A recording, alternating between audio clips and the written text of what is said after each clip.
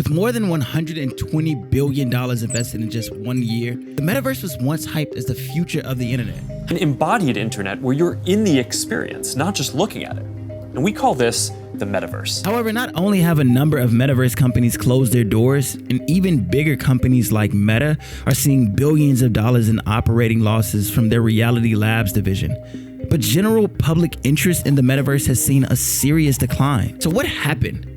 How did the technology that promised to improve the way we shop, connect, and literally live our lives become nothing more than just another pipe dream of Silicon Valley? This is the rise and fall of the metaverse. The story of the metaverse actually goes further back than most people believe.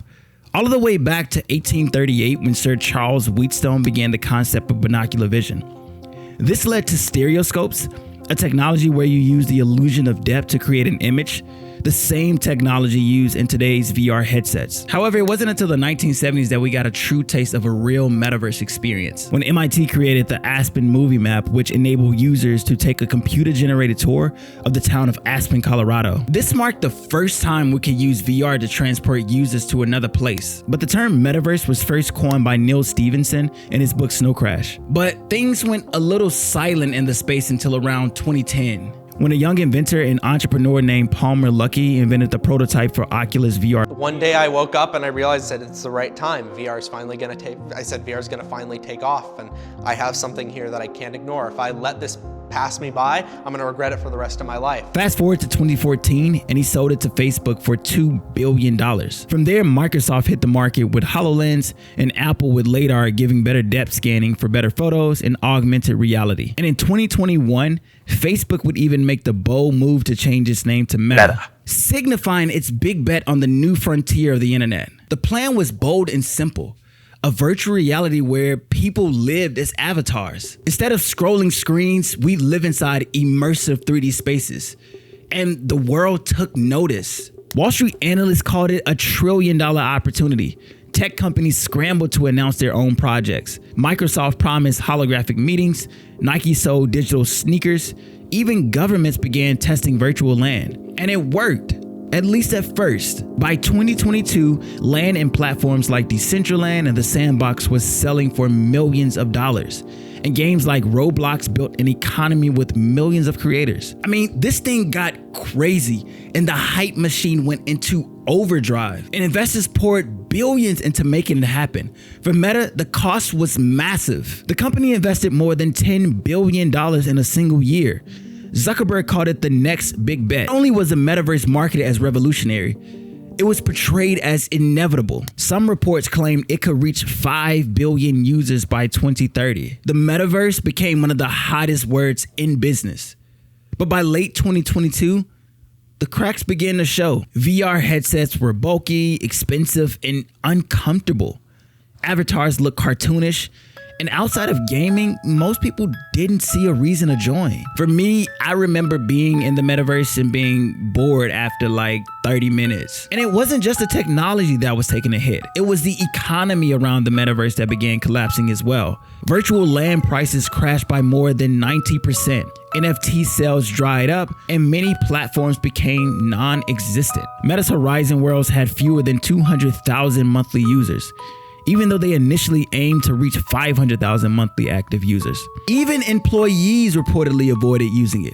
One would think that this would slow Meta's spending down, but the inverse actually happened. Their spending skyrocketed, and its Reality Lab division lost over $40 billion in just a few years. In 2022, Meta's stock fell nearly 70%. It was one of the steepest declines in tech history. While competitors like Google and Apple shifted their focus to AI, Meta was still trying to sell headsets. But in 2023, things were really clear. Disney shut down its metaverse unit, Microsoft scaled back its VR teams, and venture capital funding for Web3 worlds dried up almost overnight. And it just seemed like the metaverse became more and more a punchline. But was the metaverse a complete failure?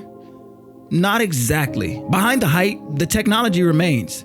Take VR gaming, for example. The industry generated $11.6 billion in 2023 and is projected to reach $65 billion by 2030, according to Research and Markets. Other estimates like Grand View Research put the figure even higher, over $100 billion by the end of the decade. And while Meta's Horizon World struggled, Roblox and Fortnite thrived. Roblox reported over 71 million daily active users in 2024, while Fortnite continues to attract 70 to 80 million monthly players, turning their platforms into virtual economies that rival entire countries. Meanwhile, Apple entered the race. Its Vision Pro headset launched in 2024 with a price tag of $3,499, signaling a focus not on a cartoonish metaverse, but on practical mixed reality, work, productivity, and immersive media. One study showed that 50% of US adults think that lower priced VR headsets could help with mass adoption as well, which we've seen Meta do in the past. Originally, the Quest Pro was launched in October 2022 for $1,499.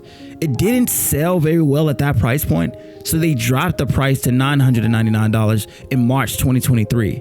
It would go on to discontinue the Quest Pro altogether earlier this year. And that's the thing about projections. They're just that, projections. And sometimes we can allow projections to get us hyped up and believe things that we probably should just ease into, because innovation is a long play. Sometimes it's not just right around the corner. In the end, the metaverse became a case study of hype outrunning reality. Analysts once projected 5 billion users by 2030. Instead, by late 2022, Meta's Horizon Worlds had fewer than 200,000 monthly users, and yet VR, AR, and gaming ecosystems continue to scale. According to PwC, the broader AR and VR market could surpass $1.5 trillion in global GDP contribution by 2030, even if the metaverse branding fades away. Because the future doesn't arrive just because companies spend billions trying to build it. Sometimes it takes decades for ideas to mature. And sometimes they never arrive at all. If you like this video, don't forget to subscribe. And remember, Jesus loves you.